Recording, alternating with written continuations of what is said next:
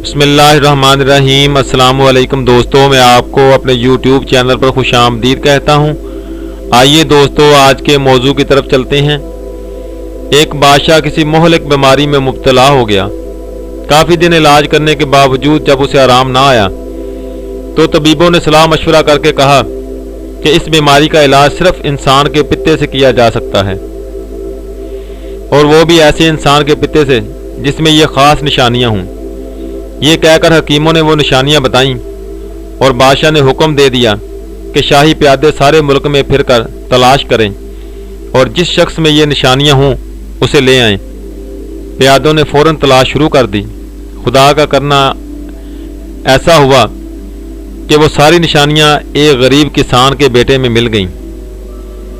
प्यादे ने किसान को सारी बात बताई कि बादशाह के इलाज के लिए तेरे बेटे के पित्ते की ज़रूरत है, उसे हमारे साथ भेज दे और उसके बदले जितना चाहे रुपया ले ले। किसान बहुत गरीब था। ढेर सारा रुपया मिलने की बात सुनकर वो इस बात पर आमादा हो गया कि सिपाही उसके बेटे को ले जाएं। चनाचे वो उसे बादशाह के पास ले आए।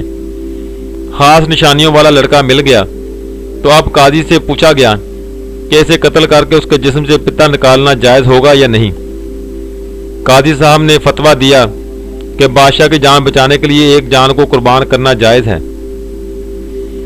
काजी के फतवे के बाद लड़के को जल्लाद के हवाले कर दिया गया कि वो उसे मारकर उसका पित्ता निकाल ले।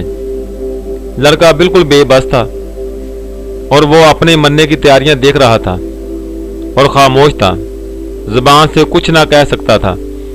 लेकिन जब जल्लाद तलवार लेकर उसके सर पर खड़ा हो गया तो उसने आसमान की तरफ देखा और उसके होंठों पर मुस्कुराहट आ गई। बादशाह खुद उस जगह पर मौजूद था।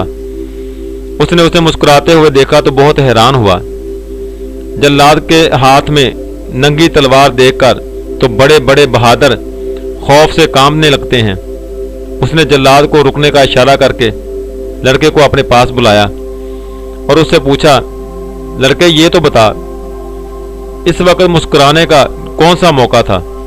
लड़के ने फौरन जवाब दिया, हुजूर वाला, दुनिया में इंसान का सबसे बड़ा सहारा उसके माँ बाप होते हैं, लेकिन मैंने देखा कि मेरे माँ बाप ने रुपये के लालच में मुझे हुजूर के सुपुर्द कर दिया। माँ बाप के बाद दूसरा सहारा इंसाफ करने वाला काजी और बादशाह होता है कि अगर कोई जालिम किसी को सताए तो वो उसे रोके, लेकिन काजी और बादशाह ने भी मेरे साथ इंसाफ ना किया।